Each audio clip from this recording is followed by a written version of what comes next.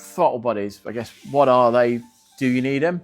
A couple of options really. We've got the plenum chamber, which a lot of OE manufacturers use that, where you'd have just a single butterfly that feeds all 4 cylinders, whereas your throttle body, there's 1 throttle per cylinder, so you effectively got 4 individual engines running on the same crank, that you're getting more air flow through, more performance, and they're not interacting with each other, so you get the benefits. It gives you a greater diameter of air intake, so you get much more power. They also sound lovely. We took the decision to make them in-house. We were using several different ones on the marketplace, some good ones out there. We just felt it wasn't quite doing what we wanted. There was little design aspects, little performance aspects, fit and finish.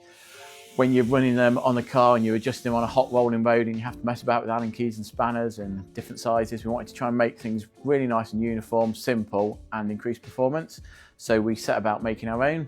Some of the nice little features: fully machined trumpets with a full wrap around, so you get that nice laminar flow. They all screw on as well, so it sandwiches the back plate, so there's no chance of any fixings ever falling out. All the adjustment is on one 3mm Allen driver, all on the same plane, so it makes it really simple to set up and that. Wanted to do different return springs, so there's a double return spring, so it's a very positive throttle feel, and you've got that on both, so you've got that fail safe effectively 4 times. Also wanted to make the linkage so it was universal. A lot of the throttle bodies, you get the throttle bodies, then the linkage is on top and it just never quite works how you want. So the linkage is all part of it. That can be fitted on the end, facing down, facing up, in the centre, down and up.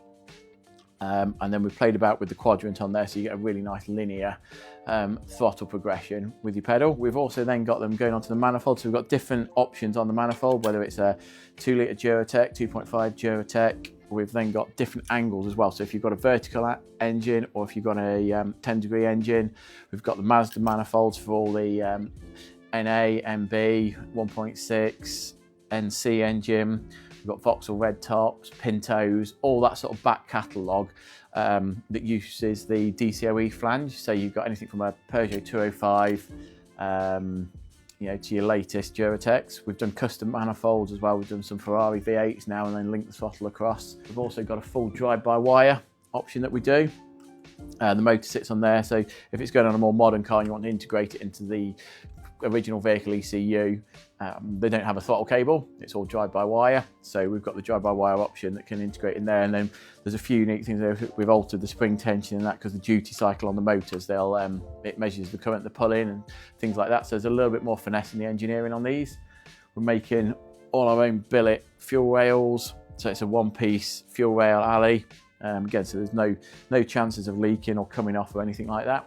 So just try to put a lot more engineering into it, but also from a using point of view, we're fitting them to the cars, we're using them all the time, so you kind of know what works and how you want it to work and behave. So we try to incorporate that into the design. Just a nice example of how we've evolved the car over the years and put our own solutions in place that we can offer to the wider market as well.